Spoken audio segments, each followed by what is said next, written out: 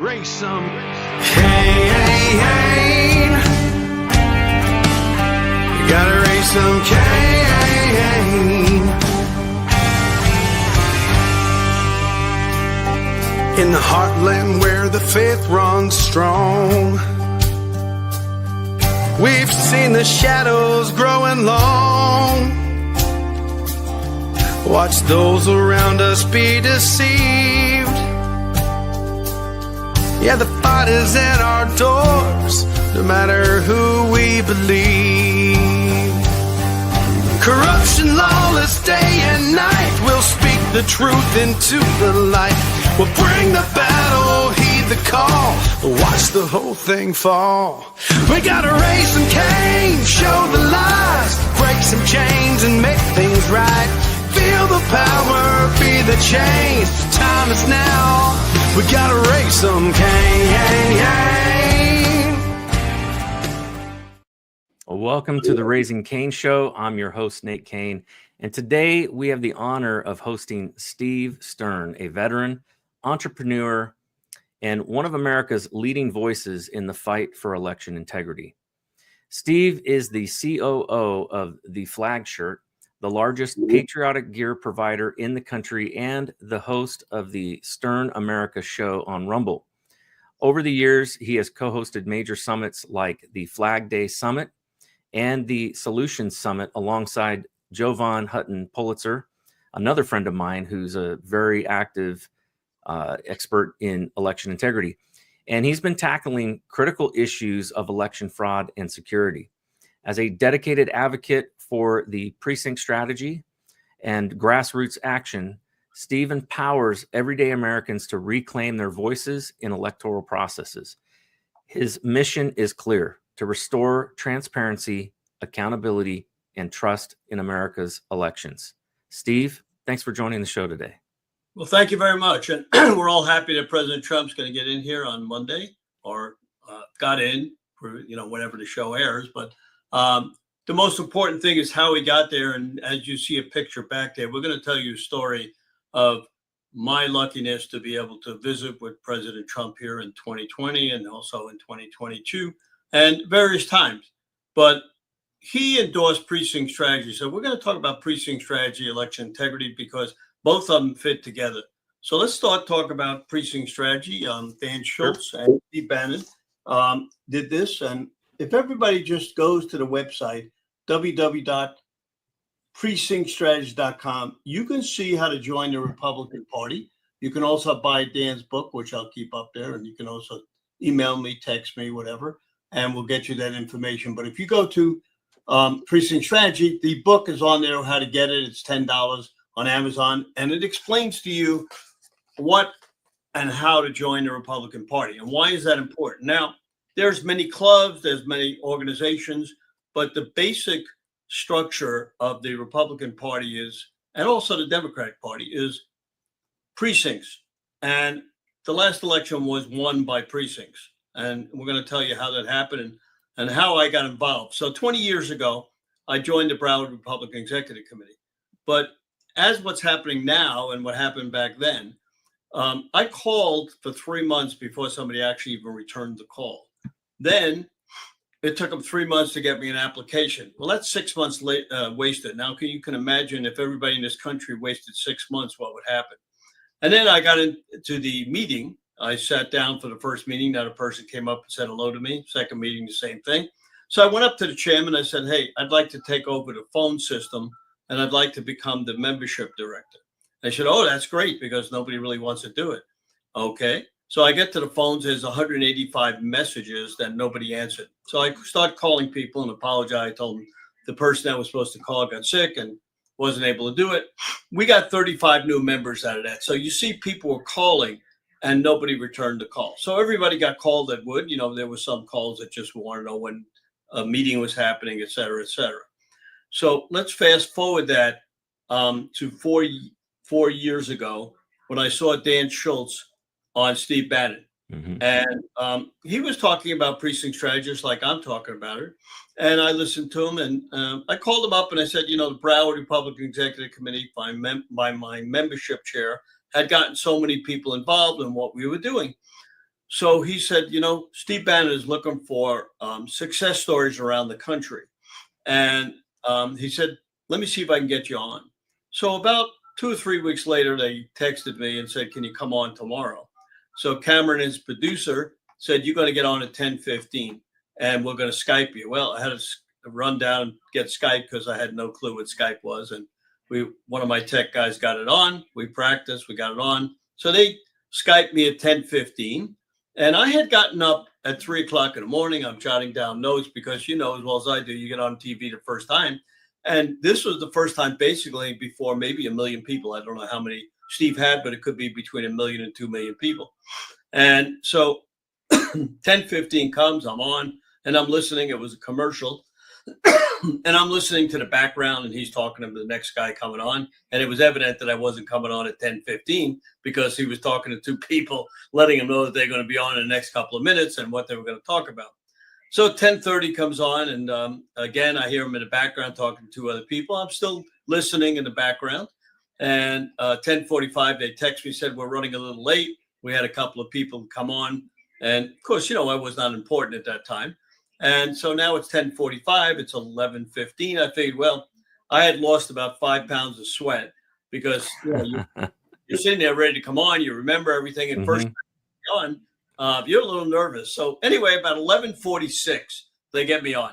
And by that time, I forgot everything I was going to say. But I had done some public speaking, so it wasn't that difficult. But so we did about 12 minutes. And, I had no clue what I said because a lot of times you talk on a show and you really don't remember everything that you said. Yeah. So they sent me a clip a couple of days later and I listened to it and it was pretty good. And they texted me, said, thank you very much. We'll try to get you on again. And, I figured they'd never get me on again because, I'm just a guy that was doing the job. So anyway, to make a long story short, about 3 weeks later, they get me back on again. And they had texted me, well, we want you to talk about, other areas that they have success stories. Well, I had no clue about that. So I called Dan up and I got called around the state and I started asking, people what they were doing in each state. And I learned a lot. And about 6 months later, Steve Bannon asked me to get other success stories. And we got about 20 success stories around the United States. But it took a lot of time because, we have to get good success stories. So I had to do a lot of homework. So the first one I did was New Mexico. So I put New Mexico on. The guy does a fantastic job. And Bannon texts me, says, what the hell are you doing? Why are you getting a blue state on when we want all the red states? I said, no, you want success stories. What's the difference if they're in blue states or red states? That's right. And he said, yeah, the guy did a good job. And you're right, he did it. So the next time I got Delaware on. And again, he texts me, well, where's all the red states? I said, look, we want to change the blue states to red. That's right. It was funny because by being on many, many times, of course, you get a lot of people calling and helping. And one of the things I do, and anybody listening can also call me, text me. I put my name and phone number up, which is on the bottom of the screen, but I like to hold it up because when they see this, there's 3 things that happen. One, we advertise the flag shirt, and that's very important, and I'll explain why in this whole thing. My email is up there, and my phone number is up there. And I don't answer the phone, but I call you back because we get a lot of crazy calls, and we got to scan them before we call back. And I've been on a lot of Real America Voice shows. One of them was with Donna Fiducia, Cowboy Logic, which you may have been on. And they always call me, just kidding around, showing that I do pick up the phone. And but we don't. We really we call back, and we do answer every call. We email everybody back, and that's one thing that communication has not happened. And we're going to go over that because this is so important. I'm a communicator. I may call you 20 times to get on your show, or I may call your producer. I don't give up. And we can look back here and see President Trump and myself. And that is one of the major things that's happened in my life. And what happened was, and it's a funny story, because I was supposed to see him 2 weeks before that picture. That event was 2 days before the 2022 election. And during that day, it just so happens that we were having an event that I worked on with numerous people to make a fundraiser for Tom Homan and also to present President Trump with an award for everything he did in Israel. So the 2 things happened together. I was up there at 4:30 and the event we were having was at 6:00. And during this conversation, a lot happened because it was 2 days before the election. So President Trump, while we were talking, and Liz Harrington had flown down. My wife was up there, and my grandson, and he had about 7 secretaries. And this particular office, so people understand, is in Mar-a-Lago, and it is when you walk in the ballroom, it's up. You go into the ballroom, you turn to the left. There's a little staircase, and it's up on the 2nd floor. And it's not a huge office, but he has a lot of people in there, and he's sitting on the phone. And I had brought him some flag shirts. He thanked me very much for them. And he's talking to his pollster at that time. And so the first thing I asked him, and the reason I went up to see him was to ask him and why he saw me, because we had a couple of conversations. There's another picture on the side, which you can't see on the screen, but I saw him at an event, and he talked about Precinct Strategy. And after that event, it took about 4 or 5 weeks. We actually got him to endorse Precinct Strategy.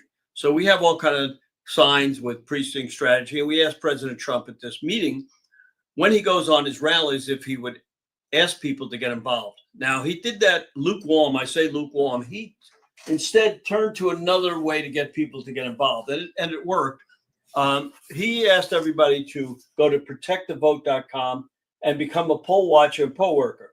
Now, I'm the vice chair of Broward County Republican Party, and I'm on all kind of TV, and I'm asking people to come poll watch and poll watchers. And about 6 weeks after I did that, I got a little note from Christina Norton, who is one of the RNC people, and she sent me a little gold star saying, Steve, because of you, you got us probably between 20 and 40,000 poll watchers and poll workers, because every time you got on TV, we had a surge of people wanting to be poll watchers and poll workers. Now, why was that important? That was one of the main issues in this election. We had 210,000 poll watchers and poll workers against the last election where we only had 100,000. Now, when you have eyes on the wheel, it's a lot better. Now, of course, poll watchers are terrific, but poll workers are the most important thing, because poll workers are the ones sitting there watching the vote, counting the votes, going over, seeing that. So you can imagine by getting more was so important. And in one of the areas, and people ask me, well, how did we win the election this time over other times when election integrity was so important? Well, one of the ways was, just to give an example, in Detroit, the Republicans had, given by the Democrats, because the Democrats control Detroit, 50 poll watchers and poll workers against 1,500 for the Democrats. So the Republicans sued them, and they got 250, 300 poll watchers and poll workers. And that made a big difference in Detroit. Yeah. And then another thing that happened was in Wisconsin, they cut the vote at a specific time, and you saw those 3 trucks come in. And those 3 trucks had ballots by the gazoo in those, but they wouldn't allow them in there because they sued them right away, and it was not let in.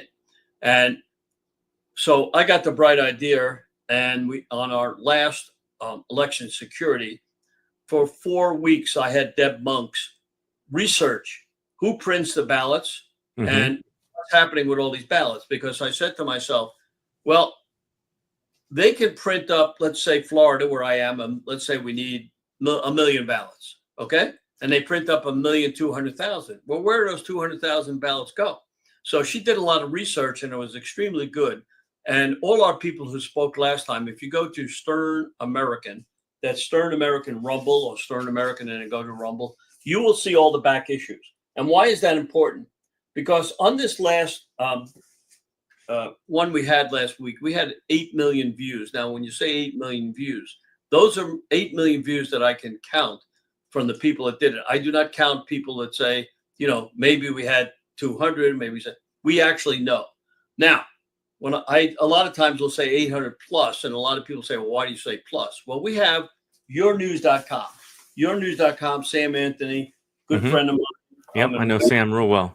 Right. So he puts it up, but he has no clue how many people he has because he has no way to track it. We've got totalnews.com in California, another friend of mine. These are all guys that put this up. And so of the 8 million, how did we do that? Well, we're going to tell you a great story. So during this meeting 2 years ago, President Trump, one of the things he did, he said to me, what do you think about the 2024 election? I said, well, nothing's really changed. I mean, election integrity was the same. He says, well, that is very true. He says, and I know you do a Precinct Strategy Zoom meeting every 2 weeks. And he said, why don't you move the election integrity Zoom meeting into the Precinct Strategy and make one out of it? And I said, well, Mr. President, I really don't know much about election integrity on the nitty gritty or the people. And he said, all right, well, look, research it. Well, anyway, about 5 weeks later, I started my first election security meeting with about 5 people on that and about 7 people on Precinct Strategy. Now, to be honest with you, the Precinct Strategy was not getting the people that the election integrity did. So between the two of them, we started getting about 250 to 500 people. And it takes a lot of work. You got to, just letting people know that you got an election integrity thing, they're going to come on. No, you got to text them, you got to email them, you got to call them. So we spent a lot of time doing this. So when you put one of these things on, people have no clue what it takes. Now, what happened was we started building it up. We started getting more people. And what turned it around about 8 months ago, before Steve Bannon went to jail, he had me on in the morning of an election integrity meeting. And we knew we had a lot of people on there, but we didn't know how many were going to sign up or what was going to happen. So what I did was I put my email for the first time on the bottom of the screen. I usually just show my thing like this, like I did there. But the importance of that, people were calling me and saying, hey, I saw your phone number. Well, what's your email? Because I would put it up and then bring it down. And a lot of people are retired and they didn't have time to grab their phone and take a picture of it. So we put it on the bottom of the screen and 1,000 people signed up. Well, that was unbelievable because it took me 4 hours to give them all links to get onto our Zoom meeting. And then he did this thing that changed this whole election integrity thing. And actually, and folks, I want to just mention that I do have at the very bottom of the screen, scrolling across right now, Steve's contact information, his email, and also the flagshirt.com. So if you guys, during the show, you can jot that down, and that's the easiest way to get a hold of him. So then we started to expand this because Steve put it on live and we got 38,000 people. So as an 83-year-old guy and a guy that's been in business 71 years, you got to learn something new every day. So what I learned was that we got a way to get our voice out there, and how are we going to do it? So I spoke to some people and they told me, hey, look, let's get the podcasters around the country to start to stream it. So I started calling up people I knew and said, hey, who are the top podcasters? And I went to a Turning Point event. I met 5 or 6 or 7, and I had met some prior at another Turning Point event. So I started getting phone numbers, started calling them. So just last week, we had 142 podcasters live, and it went into 89 different countries around the world. Some of the countries it went to Australia, Russia, believe it or not. It went to London, it went to Canada, went to many, many countries, Peru. And what's happening, we found 3 in Canada because they're having problems up there, just as much as we do down here, and we got to help them. And this morning I was at a big event and I met a guy that had come down from Canada and moved down here because it was so bad up there. And then we have 2 in London, and we've got 1 in Australia, and we're getting more all over the world. And why it is because they're having problems like we had problems, and they want to learn about election integrity and what's going on. So on our last call, we had a very important speaker. She's always worked with me, Cleta Mitchell. And what she did was she came up with a U.S. Citizens Bill of Rights. And what that does is it's 10 things she's going to Congress with. Only citizens voting, voter ID only, pre-printed off ballots with marked thing so that they can't bring in other ballots, and 10 things that are important, which if you go back to our Zoom meeting, you can listen. I think it's very important. You want to learn about that. Then we had Nilsa Alvarez on. Now, Nilsa Alvarez is a good friend of mine for many years. She worked with Faith and Freedom. And 20 million people did not vote or did not register from the religious aspect of the Christians. Yeah. And they were able to get about 2 or 3 million to register. And now they're going back and trying to get the other 17 million to register because, as we talked about before, we can't go to sleep because normally what happens is when you have the House, the Senate, and the presidency, the next election for the House usually swings back to the other side. Mm-hmm. We cannot have that happen. And definitely not. in this election, I was able to get, and had no clue what they're going to do, and no clue that our election security meant so much. Susie Wiles, President Trump's main person, texted me saying, thank you for everything you're doing. Same thing with Wayne Root, General Flynn, and many, many other people, which was really amazing because we're doing this to try to save the country. We do this for free. All we do is we advertise our flag shirts. And I don't even own that anymore. I gave it over to my son so I could spend a lot of time on it. So, Steve, I want to ask you something real quick because as you were talking, you were mentioning something that caught my attention. Are you familiar with Pastor Jack Hibbs out in California? He's in. I am not. Okay, so they did something really interesting in their church. California is one of those states that allows for ballot harvesting, and what they did was, as a church, they basically got a drop box put in their church. and the pastor told people, you need to register to vote. And by the way, there's a back here, we'll collect your registrations and send them in. And then on election, basically as they had, because they have early voting and everything, he reminded people every Sunday, you need to vote. And there's the drop box. And so, he has to be careful not to be partisan, but he can preach his message, which is very clear on the issues, and it's clear, which party stands for the issues, that are in support of Christian doctrine, and the party that does not. And they collected, a lot of ballots at that church.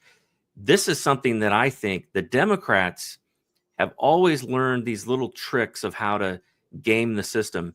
And to me, that is that's a strategy that I think needs to get incorporated into the kinds of things that you guys are doing. Because you guys, one of the things that impressed me the very first time I met you was I had never even heard of a precinct committee. I didn't know what one was. Now in West Virginia, where I live, in all fairness, we don't have precinct committees. We have county, committees, but it's the same thing. And I didn't understand the importance of those and what they do. But it's incredibly important because that becomes kind of like the hub for, how you vet candidates, how you get people to, go and work at the polls, and how you find poll workers, and all sorts of things that are important to election integrity. So, what you have focused on, of course, General Flynn talks about, local action and how important that is, to really, creating change. And that is exactly what Precinct, Strategies does. For people who don't understand, can you give us just a basic rundown of what Precinct Strategies' main focuses are in that they kind of go after? Sure. So you mentioned General Flynn. He was on our last election security thing talking about Precinct Strategy. You can see his talk. He always commends us. He is a precinct committee man in Sarasota. So what do you do when you become a precinct committee man? Well, the main job is getting candidates elected. Now, if you drop down to the local level and all these precincts, whether you have town committees, central committees, precincts, executive committees, they're all kind of the same. And the problem is there's 400,000 slots available in the Republican Party and the Democratic Party. And there's 200,000 when we first started 4 years ago. And there's only about 210,000 now. Now, there is a little problem in what's happened and why we haven't gone higher. Many of the precincts around the country are controlled by establishment people or rhinos. Yeah. So we had a tough time over the last 2 years of getting the MAGA people in and knocking the rhinos out. Well, these rhinos and these establishment people, when they get knocked out, they quit. They don't even attend anymore because they want control. And that's the problem in the Republic. So we're fighting the Democrats and we're fighting the Republicans. So if you become a committee man, and I would say my chairman, I didn't want to be the vice chairman because I'm doing this nationally and it takes a lot of time to be a vice chairman. And, I got to split my time up. So our chairman, the reason I even did this, he asked me to do it because I trained him in precinct strategy. And what he did was a terrific thing. just to give you an example, because he started from from the door knocking end, and what he did, he's in Deerfield Beach, which is part of Broward County. Now I'm on the opposite side in Weston, and I'm the vice chair of the Weston Republican Club. So not only is there executive committees here, but we have, and we will have a meeting on Saturday of all the clubs. So there is like 10 clubs. So you have our committee, and then you have clubs around it, and we try to. Those clubs have speakers, and they also get involved in the local level. And we also try to have them become committee men and committee women. So what you do, you go to meetings, you vote, you train how to knock on doors and get people registered, get people elected. Well, you don't think all these candidates, they just come out there and they get elected. You've got to work with them. So we have people that work with all the candidates to get them elected. Now, one of the things we did in Broward County, which is a blue county, we got 23 people elected to areas in Broward that were maybe not a commissioner or a mayor, but they were water commissioner. That we're training them. So we're training them at the beginning to become a commissioner, become a mayor, and we're also supporting them. And how are we supporting them? That's one of the ways to do it. We have fundraisers. So just so happens that Steve Stern's got to take care of the fundraisers because nobody else wants to do it. So we've had 2 fundraisers. It is a thankless job. Of course. So I did, and I'm going to tell you how thankless. So I did 2 fundraisers. One was at Trump International last year. We're going to do the second one this year, and I'm going to tell you what we did. So the first one, a person said to me, let's do it at Trump International. We have 54 golfers for you, and no problem. So when I called that person, they ended up with 2 golfers. So I had to spend 12 hours a day on the phone because I'm a tennis player, not a golfer, even though I used to make golf clothes. But, getting people to play in a tournament that is expensive because Trump International, is expensive. They close on a Monday, so you can only have it on a Monday. And, not very many people have played on that course because it's not an open course. So we had that fundraiser. We had what we did was while they were playing golf from 7 o'clock when they registered all the way to 1, we had 50 people taped, one in every state, telling us what they did for precinct strategy and election integrity in 5 minutes and how it was doing in every state. And if you think that didn't take a lot of time, you're wrong. That took a lot of time for us to do. We did it. Joe Von Pulitzer helped me. We produced it, and it ran for 4 hours. We had 435,000 people. Now, we thought that was great.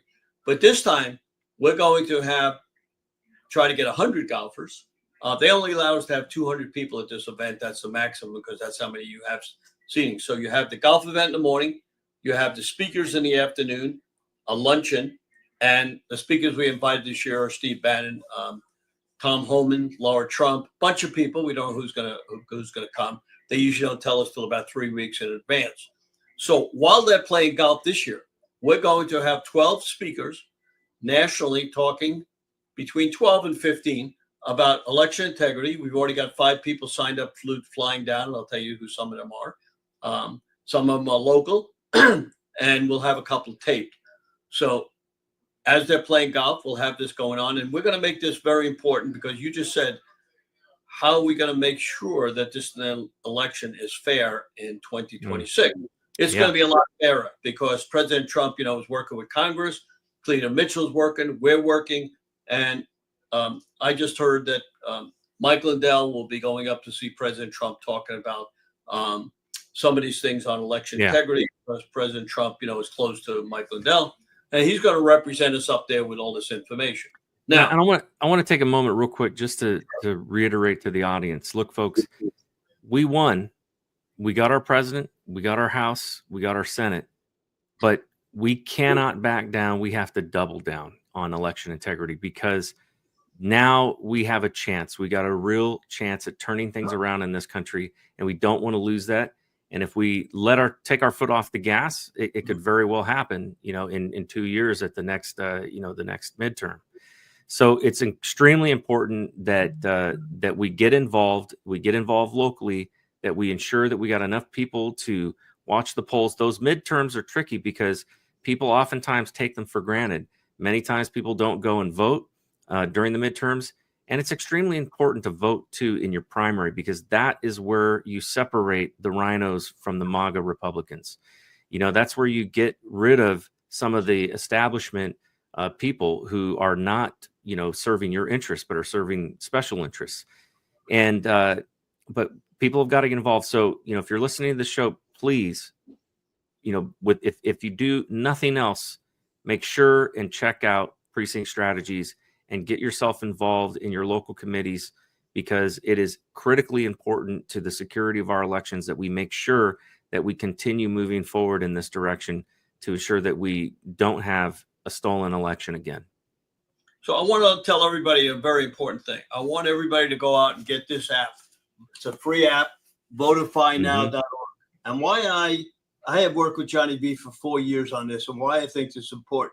I'm going to show you something. He reported what happens is that app, when you're at the polls or when you see something wrong with the election, you report it to him. Yeah. Now, one of the things I'm going to show you, you would have never known about this. And I heard about many things that happened, but I'm just going to tell you one, and I'm going to show you this because I think this is the best one. Can you see that little dot in the little box for Kamala Harris? There's a little dot there. You see that? Okay. Well, what does that dot mean? So that was out of Kentucky. And if you did not vote for a presidential candidate, the computer picked up that dot as a vote for Kamala Harris. Now, that's just one of the things how they cheated. You mentioned California. Now, about a year and a half ago, I was on on Bannon. The next day, somebody called me, a girl named Tina Saline. And she said to me, "Hey, Steve, can you turn California red?" And I said, "Hey, I'm good, but I'm not that good." But I said, "Let's try." What would you like to do? I said, "Well, I have a lot of people from the north to the south to the middle. Could you contact them and discuss the precinct strategy and the election ticket?" I said, "Of course." So it took me 6 months. Every day I would call 4 or 5. She gave me 300, of which we gained 10,000 people out there. Then I started doing interviews for all the candidates that were running out there. I think we did an interview with you, candidate running in West Virginia. But we went on California because she was so good. And she is one of my major contacts. And every time I get on a show, we have to mention these people that work like I do 12 hours a day, but never get on a show. They're in the background. So, we do a big honor. And I got to tell you that our election security call, which is coming up next Thursday, the 23rd, is going to be in tribute to Tina Peters. Tina Peters is in jail, for people that don't know, for 9 years. For something that maybe she should have been in jail, but maybe should have got 30 days. So we are County going clerk, to, right. Honestly, I don't think she should have gotten any time. I mean, what she did essentially was to try to ensure that the law was followed in regards to records management keeping. Federal law says you got to maintain every record pertinent to voting election. And these guys were basically coming in to wipe everything clean. And she made, she basically backed everything, imaged all of the machines. I think it was perfectly appropriate. And, I don't know who her lawyers were or what the judge, was thinking, but it's a travesty what happened to her. She's an American patriot. It happened to President Trump. I mean, it's no different. You know what I'm saying? Well, the only reason they threw the book at her is because she was unrepentant, because she knows she did the right thing. And, if she would have accepted a deal, or if she would have, apologize like we see too many people do in the courts, and they'll back down and apologize and say, "Oh, I made a mistake." She wouldn't do that because she has integrity, and unfortunately, she is paying a major price for that. So we want to get the public to understand what happened, just like you said, and so I'm taking the liberty of making this particular program that's coming up on the 23rd. And I will tell you some of the speakers.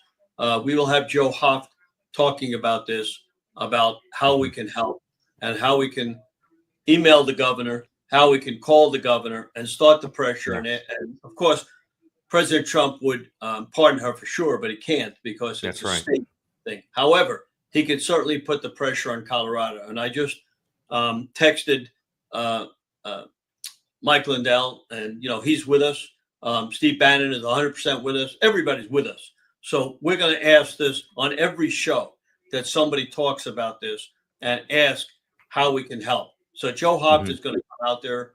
We're going to make everyone aware of what she did and how she got screwed. So on this particular thing, Jovan Pulitzer will come on. He will do about a 30-minute. Normally, everybody speaks for 10 minutes, but when Jovan comes in, as you know, he's so good. We're going to have him on for 30 minutes. He's going to talk about just what you said, what we can do going forward to ensure that we have fair elections. Now, a lot of people say, look, we can't do anything in the blue states. Well, that's not true. Because you're right. If everybody gets up on, and California has to be one of the things, California, since Reagan, 20 million people moved out of California that were conservative people, and 20 million illegal aliens have come in there. So by moving out a lot of these illegal aliens, which they're going to do, who voted in the last election and every election, because what they do in California, they send a ballot out to everybody. And we've got to get, by the way, that has to happen. We need to absolutely change these numbers before the next census, because this is the biggest problem with illegals. It's not so much that they vote, and obviously some of them do, but it's also the fact that they are being counted in censuses, and it is rigging the electoral process in America. I'll give you one example. I did the math on the numbers of what our country knows in terms of how many, non-citizens are in California or in the country in the different states. And if we were to apportion electors on the basis of American citizens, which is what I believe the Constitution actually calls for, then you would see California lose 7 seats. And you would see multiple, and by the way, New York would also lose several seats. There's a couple of red states that would lose a few seats, but not many. I think Florida would lose maybe a couple, and you would have Texas would lose 1. But all in all, you would have a redistribution of electors to multiple states, including my own. West Virginia would gain a seat, because what's happened is these illegal aliens that are here being counted in our census, it is actually skewing representation so that there is more representation in California per citizen than there is in places like West Virginia, in places like Pennsylvania, and other, many other states. So it's not fair to those citizens who, the ones that are citizens here, that's who are supposed to have representation. It's common sense. Obviously, if you can't vote, then that's not your representative. And we don't allow for diplomats just because they're living here to vote, and so that these issues have got to get resolved. Many of them are federal issues. The issue of anchor babies is another one. The Constitution, I think, is clear, and there's a lot of debate about it, but I think it's clear that anybody who is here illegally is not under the jurisdiction of the United States. And that is a key element to gaining citizenship through birthright, is that you have to be here on under the jurisdiction of the United States. If somebody crosses the border illegal, they're not here under the jurisdiction. They have chosen not to be under the jurisdiction. It's the same, by the way, for diplomats who are here who have children while they're here. Their children don't get citizenship because they're under the jurisdiction of the country they came from, and that they're here on diplomatic status. Somebody here illegally is not here, under U.S. jurisdiction. So these things have got to get resolved in the courts, but I don't know how long or how soon that will happen. So at a minimum, I'm glad to see that Trump has picked Tom Homan, because I think he will do a good job of moving people out of this country that shouldn't be here. And that's really important that happens, especially before the next census. Yeah, remember that Tom Homan has worked for many presidents. So you're putting in a guy that knows what's going on. And I got to tell you, of all the people in the Trump campaign, he's one of the few that communicate. I talked to him or texted him numerous times. He said he would talk at our event if he was able to, and got approval. Now, I didn't hear you talk about Arizona. Now, Arizona certainly has a lot of illegal aliens and has Republicans who cheat. And if you look and go to SaveMyFreedom.us, Michelle Swinick, I've worked with her. I had her on my show last night, and she was fantastic. There you go. So you know that she knows, and she told me she was going to be on the show. and you know that she works with me, and I helped her quite a bit, and we have her on the show a lot because she talks about how much she's done in Arizona. So because she was on the show last night, we won't talk much about her, but go to her website. Very important. Now, who did we? And I want to say something about her real quick. I know a lot of people from the election integrity, groups that are out there, primarily because I've worked on it. After the 2020 election, I was part of a team that was, put together by Peter Navarro, and we did a lot of work. And so I've gotten to know people throughout election integrity. Michelle is one of the few that I've met that actually really understands the legal strategy that needs to take place. Because the problem is there's a lot of stuff that people have focused on, but it's not stuff that you can prove in a court of law. And if you can't prove it in a court of law, you really can't make change, in terms of, if you want to be able to decertify an election because it was fraudulent, you got to be able to prove fraud. And she's done that. She's actually proven it without having to access the machines. And that's a very critical, important fact, because the thing is a lot of people who will make claims don't actually get access to the machines. And how can you actually claim something if you can't prove it? You may have all of the circumstantial evidence that makes it certain to you that cheating went on, but until you can prove it and you can show receipts, there's really not a whole lot you can do. And where the focus has been for a lot of people in the election integrity issue is they've focused on Democrats cheating instead of focusing on violations of the actual rules for elections. So therefore, regardless of who cheated or what happened, or whether the election was inaccurate, it doesn't matter. You can't certify the vote because it wasn't done in accordance with the law. So you have to redo it. And that I think is the key strategy legally that I think can actually turn things around. We have one of the top guys on our call. He comes on every time, Greg Stenstrom. I'm not sure if you had him on or not. He is the top guy in going to lawsuits in Pennsylvania. He has a lawsuit in the Supreme Court right now that's being blocked with 359 pages of fraud. Can you imagine how hard he's worked to get this information? Yeah. And he can prove it. And the federal courts have been terrible. They have over and over again, they have denied evidentiary hearings on the basis of standing, when their whole concept of standing is saying, well, because the Constitution says that the states, that the state legislatures control the place, the time, and the method of elections, but they forget that other half of the sentence, which says that the Congress can regulate. And the fact is that the reason that the states came together and formed a union, when you look at the Constitutional Convention that occurred in Philadelphia, it was clear that they didn't all agree. And so they made compromises and came to certain agreements. And particularly one of those was on apportionment.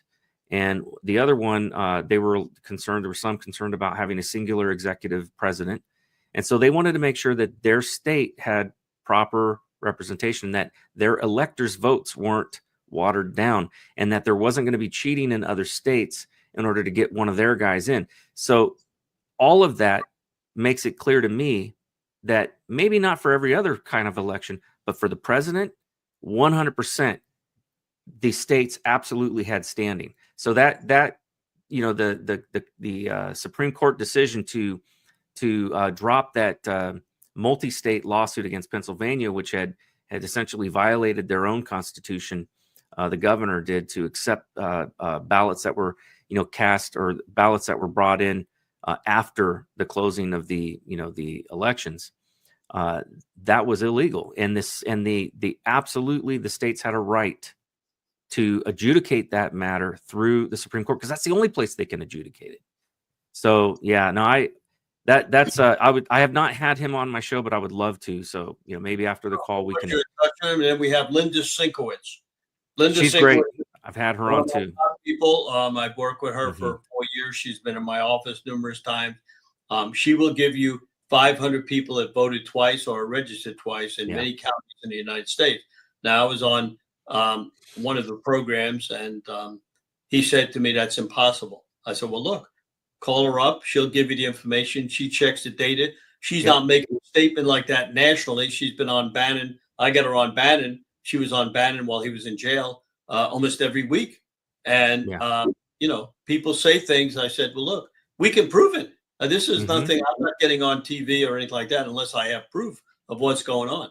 Then we're going to have Kim Yater on. Kim Yater is going to talk about the border. She worked closely with that. We're going to have Colonel John Mills on. Colonel is working in Virginia. He's also working maybe to get into the White House. He's on, does a lot with South Korea and Taiwan, which are places which I have visited and worked with because we're in the apparel business. So I always like to know what's going on there because people don't know what's going on around the world. They listen, if you watch US TV, you never hear too much about what's going on. I watch BBC and some of the other channels to learn what's happening in some of these other countries because we got to know what's going on. So it's not an easy thing. So the nice thing that we do, we put on one podcaster, and we're going to get you on one of our shows here coming up. But we're putting on Will Johnson, who's on Patriot TV, and they're one of the people that we work with. And we talk about communication. And I'm a communication guy. So we got a guy in South Carolina. I don't know if you know him, Jeff Davis and Olga Davis. They produce something every week called myscgop.com. Well, why is that important? In order to get the truth out, you've got to get the people on the ground to let you know what's going on. You can't listen to these major stations. Although I will say that Fox came out about 2 months ago and said, hey, the podcasters really did a great job in turning this election because people learned what to do. And a lot of people learned what we got to do. And that's why, because we taught people what to do. They would ask questions. We would get them to the right person. I don't have all the answers, but we gave them to the person that does have the answers. And they were able to find information that they weren't able to get before. And that's one of the things that our government and our RNC doesn't understand. And I kept, if it wasn't for McGinley, Bill McGinley, he helped me. Boris Epstein introduced me to him, and he helped us with some communication because I explained to him that all these people want information. So what happened was he had a Zoom meeting after 3 months of yelling at him, and we had Moms America on, we had Turning Point, we had about 10 companies. Everyone said the same thing. For 10 years, we're trying to get communication. They don't understand that. So a guy like Jeff Davis, he does this every day. And then we got a girl in New Jersey, Liz Nader. She worked with Common Sense Club, Bill Spadia, who's going to run for governor. They started with a club about 2 years ago with about 110 people. They got 150,000. So you could see that it can happen if people take this on.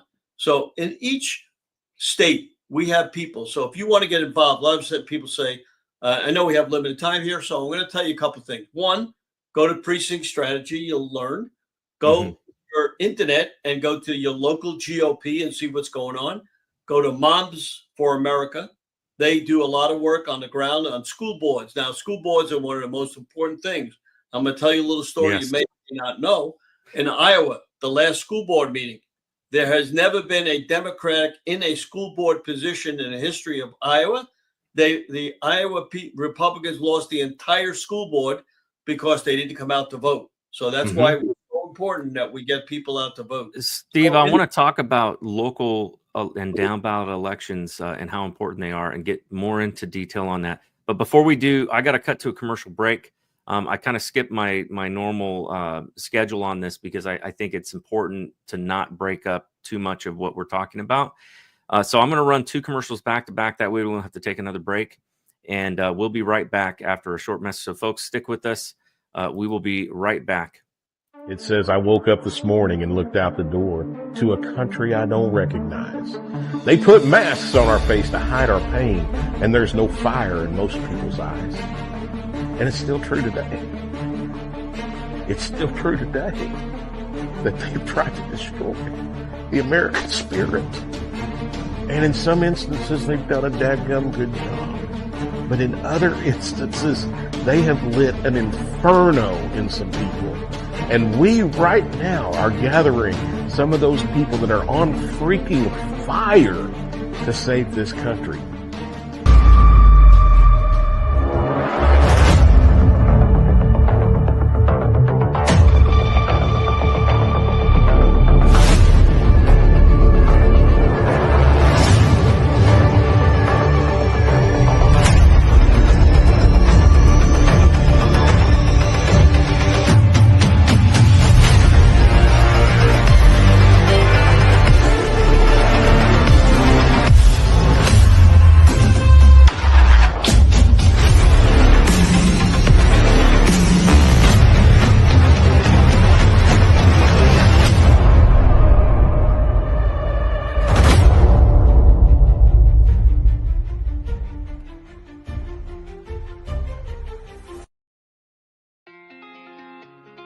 Increasing expenses have caused us all a lot of pressure these days, and it's affecting even the wealthiest of people. Most have lost their sense of security, stability, and even hope for a strong financial future. The game plan of everyone in your cell phone has likely been disrupted or even hardcore stopped, and most are looking for a creative solution to regain financial momentum. Oftentimes, life's best solutions are the simplest. But first, a question. What is something most people think they should own but don't? Crypto, fine art, real estate? Nope. We are talking about real money. The kind kings and queens fought for and large institutions today buy in mass. We're talking about gold and silver, assets that provide confidence in tough financial situations. So the question is, do you own any? If you don't, you're not alone. Most people aren't maximizing the power of precious metals because it's just been too complicated. And even though they see advertisements about gold and silver daily, they don't really know who to trust. That is, until now. The bottom line is that buying gold and silver doesn't have to be complicated or scary. There's a simple, better way to accumulate assets and create financial peace, headache-free. And this very minute, a new community of average people are seeing above-average results to the tune of tens of millions in assets over the last few years. This system is tested, it's simple, and it's not an experiment. To date, it's helped more than 80,000 people bring hope back into their lives. It's invitation only, and right now, this new community has accepted a challenge to give away as much free gold this year as possible. Curious? Learn how to get your free gold today. Check out the next step to get the details.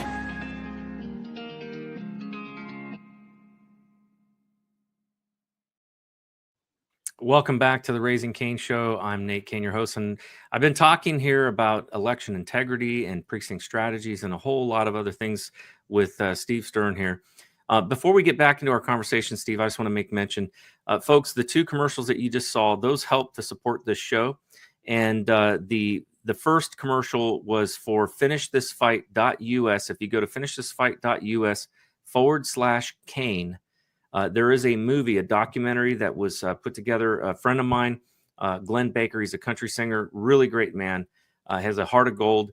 And one of the things that he's done with this documentary is, number one, he's made it more than just about him. He has a very harrowing story of being incarcerated and put in jail. And, you know, to be honest with you, they got the wrong guy. So after 72 days, he was not given a phone call. He was not, even read his rights. And eventually he did get out. But that time that he was in jail, falsely imprisoned, he lost his home. He lost his health. His kids thought he had died. And, it was just a horrible situation. And so injustice isn't just at the federal level. It happens even at the local level. And it's important that we hear these stories and understand them and know what we can do, to educate people and make sure they know their rights. My story is also in this documentary. I was a federal whistleblower that blew the whistle on the FBI's cover-up of Hillary Clinton's crimes related to Uranium One and several other issues.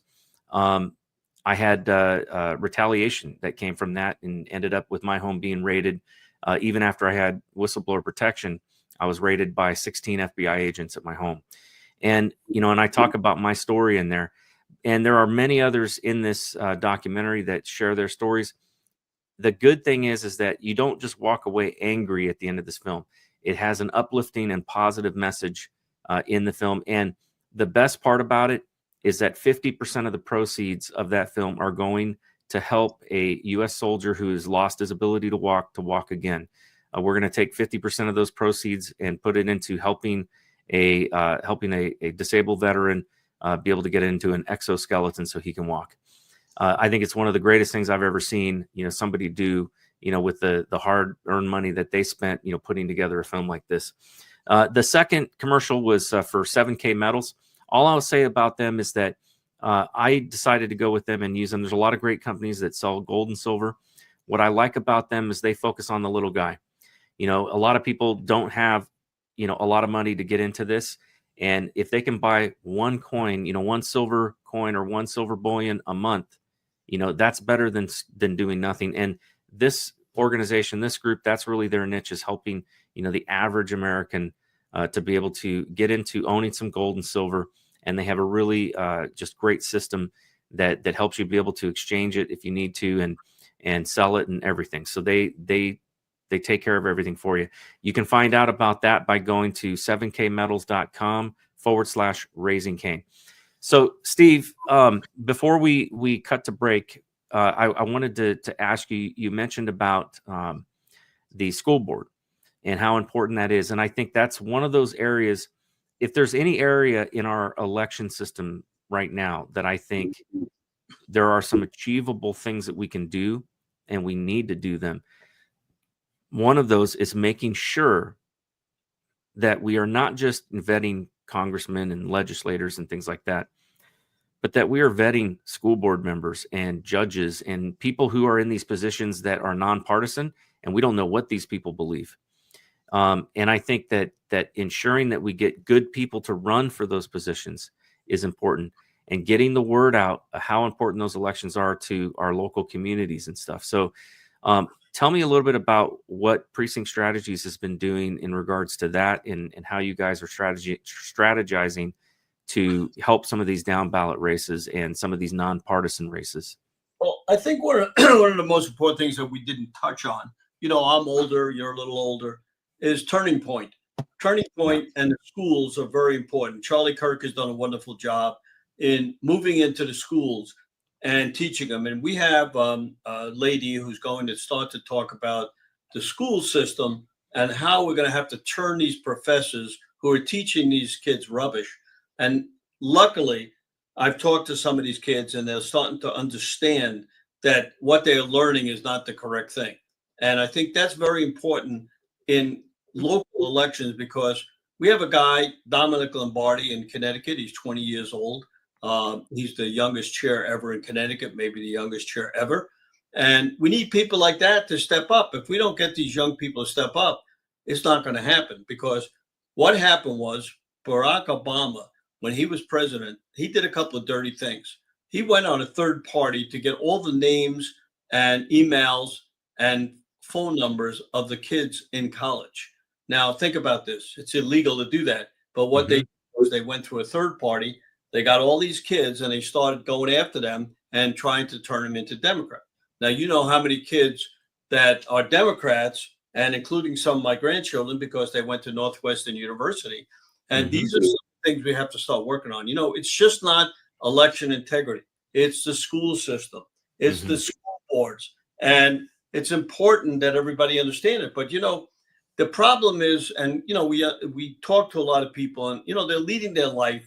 They go to work, they have their children, and it's very difficult to spend this extra time. So most of our people that we know that are working with election integrity and in precinct strategy are retired people, because they have the time. So we got to find a way to get the people that don't have the time to make a little time. Now, of course, everybody has time. They say they don't have time, but we have to teach them how to use that time intelligently. So that's just some of the things. I'm starting to run out of voice, but I want to touch on a couple of things that I think are important that we didn't touch on. The first thing is, I think everybody should go to Real Clear Politics. Real Clear Politics. Great. The reason is, go there, see who won the House seats, and see where the Democrats picked up, where the Republicans picked up. Now, I could tell you, Democrats picked up in California because of Orange when they brought in ballots 3 weeks after they. Yeah. they Which and there's no way that didn't happen without cheating, because I grew up in California, and Orange County is the one, Republican stronghold and conservative area. And there's what happened there, without a doubt, there was cheating that went on. So there's one place. And then we lost some in New York. We picked them up, believe it or not, in Pennsylvania. So if you go through that, because on this next election, you can see in your own town, because many people in their own state have no clue who the congressmen are. They may know one that's in their local position, but there's people running all over the state. Now, just in Florida, President Trump took out Gates, and we have 10 people running in that seat. And, it's very important to get the right person in there, because we all thought that Gates was the top guy, and we find out some disinformation about him. So we've got to start to get better candidates running, and that means teaching them. So I got about 2 minutes left of my voice. Give me a couple of last questions and we'll call it a day. We've got a lot of talking here. So you've given us some really great websites to go to. One of the things that I really appreciate about you, Steve, is that you are a selfless person. I've seen you do this over and over again, where you promote other people that are doing great things. And I appreciate it. I just want to make sure and state that to you. Folks, look, you got to, if there's something that you want to know, if there is, you want to know how to get involved, this is something that you can do is reach out to Steve, and you can ask him, and he will give you great advice. I guarantee it. Steve, thank you. I was going to say, yeah. There's his website. There is his email address and his phone number. I will tell you, for as a well-connected person that you are, it always surprises me, how you always, respond, to my text messages and my calls. And I've always appreciated that about you. The other thing I was going to ask you is, what do you see as the future for Precinct Strategies? Where are you guys going with it? And, is there anything new on the horizon? Well, there's nothing new, but what it is the MAGA people are taking over, and that presents, a good area for people to get in, because a lot of people didn't want to come into organizations that they're being thrown out of. You know what I'm saying? Mm-hmm. So now that it opens it up, and, we open it up all over Florida. Now, a lot of people ask us, we use Florida as a very important area, because Florida went from minus 100,000 Republicans to 1 million Republicans. That just didn't happen. Sure, we got the people from New York, New Jersey to come down here, and, a lot of Republicans coming down, and they're still coming down. You're talking about losing seats. We're not going to lose seats, because we got so many people coming down here that the traffic is getting insane. And we could see it, because just in my community, I can see the traffic double. And Florida has become the Mecca, for Republicans that are refugees from their former states. And I would love to see West Virginia become that for the Northeast, because we are a very conservative state. And, and it's beautiful here, and cost of living is low. And this would be a great place, for people to come to. I came here from Maryland. I was a political refugee from there, and I love it, and absolutely just enjoy living here. I do like the warmer weather a little bit better, though, during these cold winter days. It's cold out there. Well, I want to thank you very much for having me on. I'm just about to lose my voice. I always end up with action, action, action. Please have the people get in touch with me, and it's a pleasure being on your show. Thank you, Steve. Steve, I always end my show in prayer. I recognize that we've got to do our part, but we need the helping hand of God. And so I'm just going to just say a real quick prayer. Heavenly Father, Lord, I thank you so much for Steve and what he is doing, and his organizations that he is involved with, especially Precinct Strategies and all that they have done, that I really do believe turned the tide of this last election, Lord. God, I pray that you would bless his work and the things that he's doing and the groups that he's involved with, that you would help us to continue to grow as a people, that we would grow as conservatives and as Christians and people who love this country, Lord, that you would raise those people up to fight for their country and to take it back. And Lord, we know we have to do our part, but we also recognize that we need your help. We need your blessing, and we need your hand of providence upon our leaders. Lord, we pray that you would protect our president, that you would help him to have the tools and the people surrounding him that are going to help him to accomplish the mission of making America great again. And Lord, I thank you for opening the eyes of so many through this election who voted for the first time for a Republican, who voted for the first time, to go against everything that they've ever, been taught.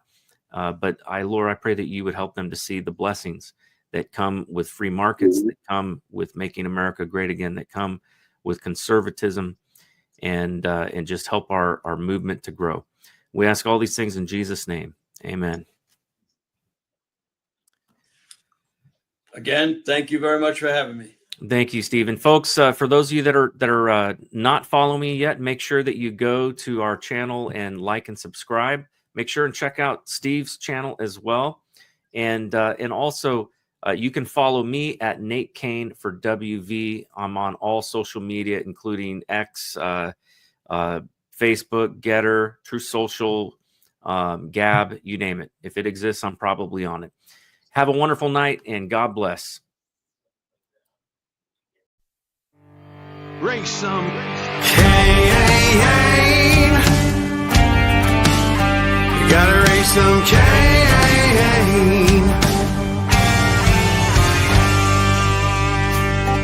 In the heartland where the faith runs strong,